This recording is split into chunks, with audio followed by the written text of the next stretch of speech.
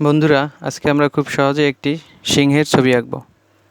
প্রথমে একটি রেখা নিয়ে উপরের দিকে নেব, এরপরে নিচের দিকে নিয়ে এভাবে বাঁকা বাঁকা করে নিয়ে রেখা দুইটি মিলিয়ে সিংহের চোয়াল এবং মাথার উপর প্রথম অংশ আঁকব। এবারে চোখ এঁকে দিব। এখন উপর থেকে একটি রেখা নিয়ে একটি রেখা ঘুরিয়ে সিংহের কানটি আঁকব। এবারে চোখের উপর থেকে এভাবে একটি রেখা বাঁকা বাঁকা করে নিচের দিকে আনবো। চোয়াল থেকে আরেকটি রেখা নিচে টেনে এনে আগের রেখার থেকে এভাবে মিলিয়ে সিংহের কেশর আঁকবো। এখন কেশরের নিচ থেকে এভাবে একটি রেখা নিচের দিকে টেনে সামনের পা এঁকে তাতে নখ এঁকে দেব। এবার আরেকটি পা, সামনের আরও একটি পা আঁকবো। এবার সামনের পা থেকে এভাবে একটি রেখা নিয়ে একটি রেখা বাঁকিয়ে নিচের দিকে নামিয়ে উপর থেকে মিলিয়ে পিছনের পা আঁকবো।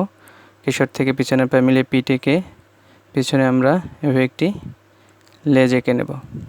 সিংহটি এবার পিছনের দিকের আরেকটি পা নিচের দিক থেকে এঁকে নখ এঁকে দেব। এখন আমরা সিংহটিতে রং করব। সিংহের কেশরে এরকম হালকা বাদামি রং করে নিচের দিক থেকে গাঢ় করে নেব, মাঝে হালকা বাদামি রং রাখবো, লেজেও হালকা বাদামি রং করে দেব। এবারে হলুদ রং করব সিংহের পায়ে এবং শরীরের পাশের দিকের অংশে আমরা হালকা করে হলুদ রং করব।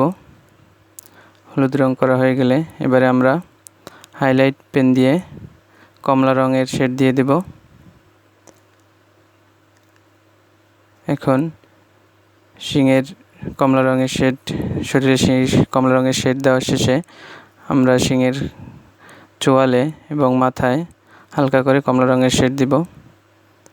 এরপরে হলুদ রং দিয়ে দিব। এখন নিচে আমরা সবুজ রং দিয়ে ঘাস এঁকে নেব।